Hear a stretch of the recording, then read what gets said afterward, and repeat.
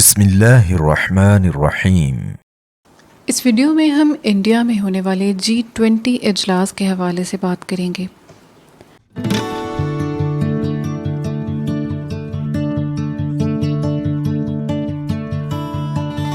رواں سال انڈیا کے پاس دنیا کی 20 بڑی معیشتوں کے گروپ G20 کی صدارت کی ذمہ داری ہے، اور یہ ذمہ داری اسے اس وقت ملی ہے جب دنیا یوکرین پر روس کے حملے کی وجہ سے منقسم ہے۔ ایسی صورتحال میں انڈیا کو G20 کے کسی بھی اجلاس میں تمام ممالک کی رضامندی کے ساتھ کوئی بیان یا تجویز منظور کروانا مشکل ہو رہا ہے۔ گزشتہ ہفتے گوا میں G20 ممالک کی میٹنگ میں بھی ایسا ہی ہوا۔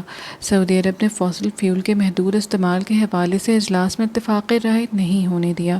اس معاملے پر سعودی عرب کو روس کی حمایت بھی حاصل تھی۔ یاد رہے کہ روس اور سعودی عرب انڈیا کو تیل فراہم کرنے والے بڑے ممالک ہیں۔ سعودی عرب کی قیادت میں کئی ممالک نے G20 ممالک کی جانب سے فوسل فیول تیل گیس کے استعمال میں کمی کی تجویز کی مخالفت کی۔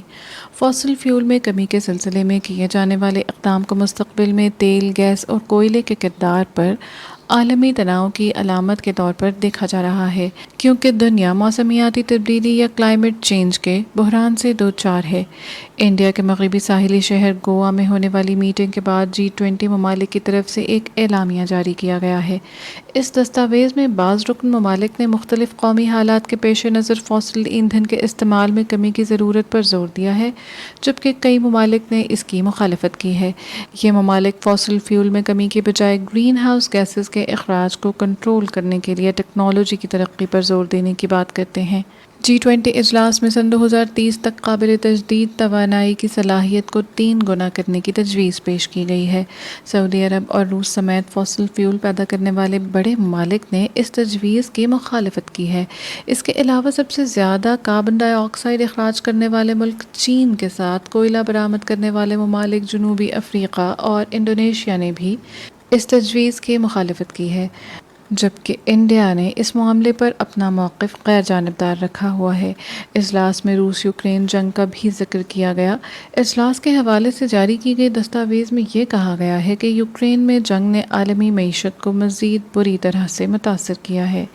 روس نے یوکرین میں جنگ کے حوالے سے اپنا اعتراض درج کرایا ہے، اور چین نے احتجاج کرتے ہوئے کہا ہے کہ G20 سیکیورٹی مسائل کے حل کے لیے درست فورم نہیں ہے۔ سعودی عرب اور روس کو اعتراض کیوں ہے؟ جب بھی قابل تجدید توانائی کے وسائل کی طرف بڑھنے کی بات ہوتی ہے، اوپیک پلس گروپ کے ممالک اصولی طور پر اس کا خیر مقدم کرتے ہیں، لیکن حقیقت میں یہ ممالک ایسے اقدامات کی مکمل حمایت نہیں کرتے۔ اس کے پس پشت ان کی معیشت کا فوسل فیول پر انحصار ہے۔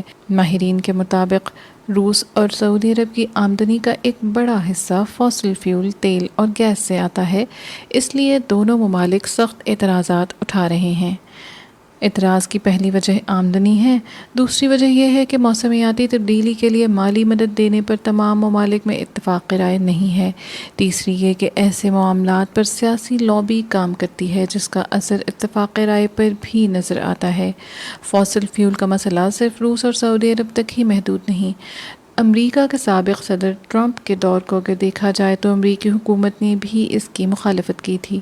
بعض اوقات صارفین کو ایسے فیصلوں کے خلاف بھی دیکھا جاتا ہے، جیسا کہ اب چین اور انڈونیشیا نے کیا ہے۔